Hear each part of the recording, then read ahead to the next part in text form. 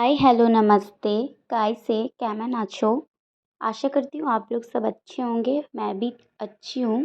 आज हम लोग महादेवी वर्मा जी की रेखा चित्र भक्तिन पर चर्चा करने जा रहे हैं। आप लोग जानते हैं कि महादेवी वर्मा का जन्म 26 मार्च 1907 ईस्वी में हुआ था। ये हिंदी भाषा की कवित्री थी। वे हिंदी साहित्य में छायावादी युग के 4 स्तंभों में से एक मानी जाती है। आधुनिक हिंदी की सबसे सशक्त कवित्रियों में से एक है। इन्हें आधुनिक मीरा के नाम से भी जाना जाता है। तो देखते हैं इनकी भक्तिन निबंध कहानी में क्या बात को रखी गई है। भक्तिन महादेवी वर्मा जी द्वारा लिखित एक संस्मरणात्मक रेखा चित्र है जो कि उन्होंने अपनी सेविका के बारे में लिखा है। भक्तिन छोटे कद व दुबले शरीर वाली वृद्ध महिला है। लेखिका ने उसकी तुलना अंजनी पुत्र हनुमान से ही है, जो कि बिना थके दिन रात काम करने वाली है। वह लेखिका के पास जब पहली बार नौकरी के लिए तो अपना नाम लक्ष्मी बताया, लेकिन यह भी कहा कि वह नाम से न पुकारी जाए। लक्ष्मी के गले में कंठी माला देखकर लेखिका ने उसका नाम भक्तिन रख दिया, जिसे सुनकर वह गदगद हो गई। महादेवी वर्मा जी ने भक्तिन के जीवन को 4 भागों में बांटा है, जिसमें पहले भाग में माता पिता व विवाह का वर्णन है। वह इलाहाबाद के झूसी में एक सुरमा के इकलौती बेटी थी। 5 वर्ष की आयु में उसका विवाह हड़िया ग्राम के एक संपन्न गोपालक की पुत्र वधू बनी।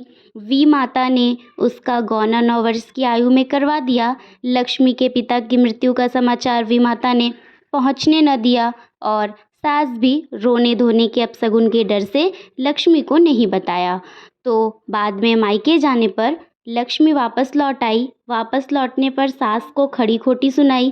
पति के ऊपर गहने फेंक फेंक कर अपने दुख को व्यक्त किया। भक्तिन के जीवन का दूसरा भाग भी दुखद है। उसके एक के बाद एक 3 कन्याओं को जन्म दिया तो सास और जेठानियों ने अपेक्षा की, क्योंकि दोनों जेठानियों ने काले कलूटे बेटे को जन्म दिया था। उनके पुत्रों को दूध मलाई खाने को मिलती, वहीं भक्तिन की बेटियां काला गुड़, मट्ठा, चना, बाजरा जैसे मोटा अनाज खाती। लक्ष्मी का पति उसे बहुत प्यार करता था। वह गाय, भैंस, खेत, खलिहान, फलों के पेड़ों की देखभाल करती थी। बड़ी बेटी का विवाह पति ने धूमधाम से किया, लेकिन 21 साल की उम्र में ही दोनों बेटियों का भार डालकर पति स्वर्गवासी हो गया। किसी प्रकार भक्तिन ने दोनों बेटियों के हाथ पीले किए तथा बड़े दामाद को घर जमाई बनाकर रखा। भक्तिन के जीवन के तीसरे भाग भी दुखद कम नहीं थे। बड़ी बेटी विधवा हो गई। जेठ के बड़े बेटे ने अपने साले का विवाह अपनी बहन से करवाना चाहा तो उसने नापसंद कर दिया। उस समय तो बात टल गई। कुछ दिन के बाद भक्तिन के घर में न रहने पर वह तीतरबाज बेटी के घर में घुस गया, जबकि उसके समर्थक गांव वाले को बुलवा लिया।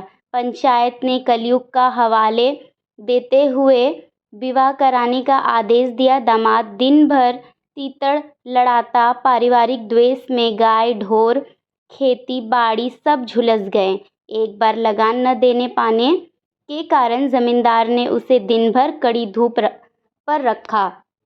भक्तिन अपमान के कलंक कमाई के लिए लेखिका के घर में सेविका बन गई। भक्तिन के जीवन में चौथे भाग में घटी हुई चांद की मोती मैली धोती से धनके हुए लेखिका के घर प्रस्तुत हुई। उसकी वेशभूषा में वैरागी और गृहस्थ मिश्रण था। वह तड़के उठकर नहा धोकर लेखिका की धुली हुई धोती जल के छींटे से पवित्र कर पहनने लगी। भोजन के समय वह एक थाली में मोती और चीटीदार रोटी तथा गाधी दाल लेखिका को परोस दिया। भक्तिन बड़ी मेहनती, ईमानदारी और सच्ची स्वाभिवक्त थी।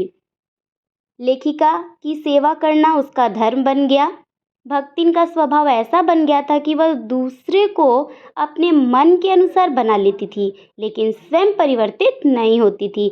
यही कारण है कि वह लेखिका के उत्तर पुस्तिकाओं को बांधना, अधूरे चित्रों को कोने में रखना, लेखिका के लिए दही का शरबत और तुलसी की चाय बनाकर लाना, यह बड़ी खुशी खुशी करती थी। युद्ध के समय भक्तिन की बेटी दामाद जब लेने आए तो वह लेखिका को अकेले छोड़कर जाने को तैयार न हुई। उसका कहना था कि जहाँ मालकिन रहेंगी वहाँ मैं रहूँगी, चाहे वह काल कोठरी ही क्यों ना हो।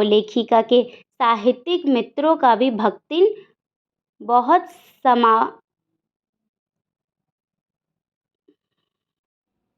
लेखिका के साहित्यिक मित्रों का भी भक्तिन बहुत सम्मान करती थी। लेखिका ऐसी स्वामी भक्त सेविका को खोना नहीं चाहती थी। अतः कहानी के अंत में लेखिका भक्तिन और अपने गहरे संबंधों व बेहतरीन तालमेल के बारे में कहती है कि वह ऐसी स्वामी भक्त सेविका को खोना नहीं चाहती है।